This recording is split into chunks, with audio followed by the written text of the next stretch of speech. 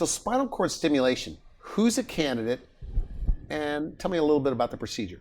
Sure. So the most common candidates are patients that suffer from back pain or back and leg pain. If they've had spine surgery before and they are stuck in chronic pain, or maybe they're not a candidate for surgery but still have chronic pain, and they've tried sort of the traditional stuff but continue to suffer, those patients are typically the ones that do well, but they're not the only patients, right? So patients have neck pain or pain shooting down the arm. It's also possible for diabetic neuropathy, kind of a newer indication. There's a study that's about to come out about that being effective. Any type of nerve pain in the leg. There's something called complex regional pain syndrome that people have, where they have this sharp, shooting, lancing pain in one of the extremities. It's actually really good for that as well. Okay, so how does it work? How does spinal cord stimulation work? Because this is a non-drug therapy. Non-drug therapy. Okay. It works on the fundamental understanding that at the end of the day, a nerve cell is firing a pain signal. And so if we can find those nerve cells, a pain signal is fired in your body, if you remember from high school biology, with an electrical chemical reaction from nerve cell to nerve cell.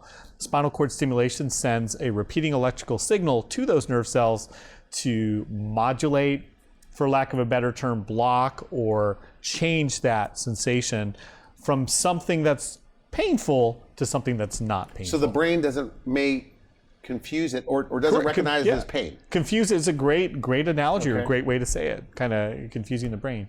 But it's a really great technique because a lot of times when you're in pain, there's a nerve that's firing that pain signal. So if we can go after that and treat that, a lot of times we can get you better. You say this is a minor, like 20-minute procedure.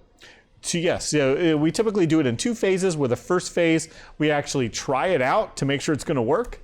Trying it out is done in the office through a needle stick where you're numb so you don't feel it, but we put a needle near that where that nerve is, and we test it and try it. Test it saying, hey, how do you feel? Pain? Do you like this? Is your pain gone? Do they ever say it's gone? Like all the time. Yeah, really? they say it's gone, or at least diminished. And I tell patients, look, unless this thing is a home run, unless it goes down 80% or more, which I say that because I'm pretty confident most of the time we can get that.